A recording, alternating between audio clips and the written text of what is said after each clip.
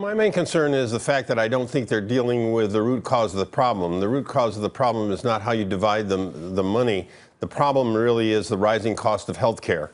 And we need to have a bipartisan bill that will begin to look at how we begin to control the rising cost of health care.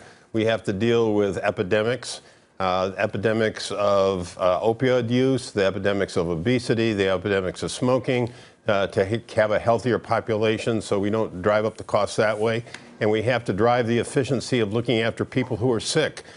We need to have we have a tremendous burden right now of regulations. We have 14,000 pages of regulations in the last 2 years.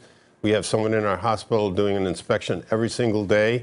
We have the rising cost of drugs. Our pharmacy expenses last year went up 19%. We have to deal with some of those things, and I think that if we came together and dealt with the root cause of the problem, there's going to be plenty of money to go around to look after people. But if we don't deal with it now, we're going to still have the same problem going 10 years from now. More specifically, in regards to this Senate bill, hospitals have almost uniformly come out against this. Hospitals agreed to a lot of changes under Obamacare, changes with how they get paid, changes to how much they get paid, on the understanding that there would be more people insured in the United States, and so you would end up having less people that you had to cover who came in uninsured when they walked into your hospital. What does this bill do in terms of what it means very specifically for hospitals? Well, very specifically, it means that there are going to be more people who do not have insurance. We're going back to almost the same number of people who didn't have coverage back before the ACA came along. And that has real implications for patients because it's going to keep many of them from going to get the care that they need and deserve.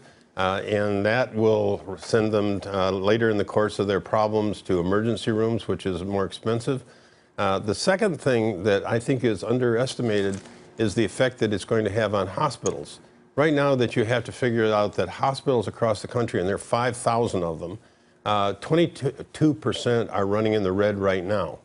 And 55% of the hospitals lose money on looking after patients. So if you have more patients coming that are not paid, you're going to have hospitals that are in very deep financial trouble. And this is particularly true of rural hospitals and safety net hospitals, which are very dependent on Medicare and Medicaid for their returns. What I don't understand is we have Obamacare right now. Why are those hospitals in the red?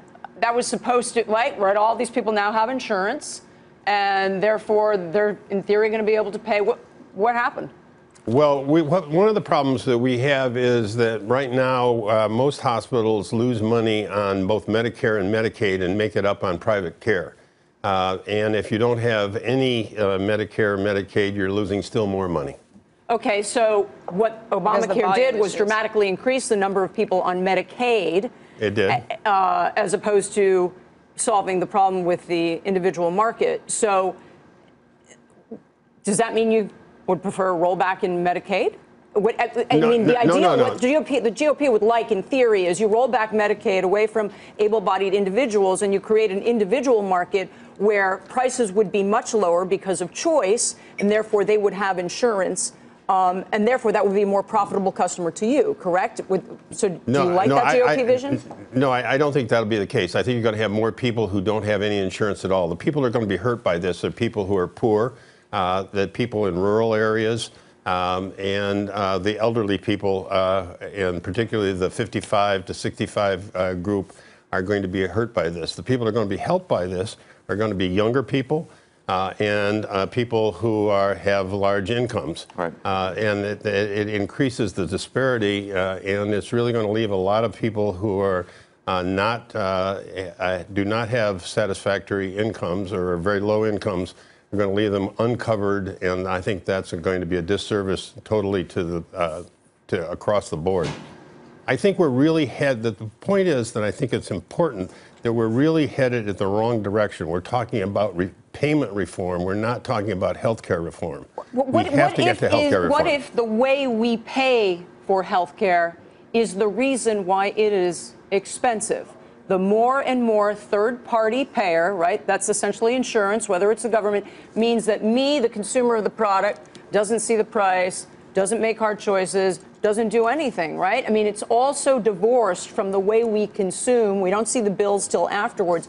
What if it is the very nature of the way we pay that is the cause of the increases in the prices? No question about it. And what we're doing right now is we're moving from being paid for essentially per bite for a procedure to being paid for value. And that is a major change that's going on across healthcare across the United States, which really is in the right direction, which over time will begin to reduce the cost of healthcare as we try to keep the population healthier, keep them out of the emergency room, keep them out of the hospital. And if we are being paid for doing that, then that will eventually lower the cost of healthcare across the country. But this bill really is moving how you get paying from one group to another group. It's not headed towards the root cause of the problem, which is a rising cost of health care. Hey there, thanks for checking out CNBC on YouTube. Be sure to subscribe to stay up to date on all of the day's biggest stories. You can also click on any of the videos around me to watch the latest from CNBC. Thanks for watching.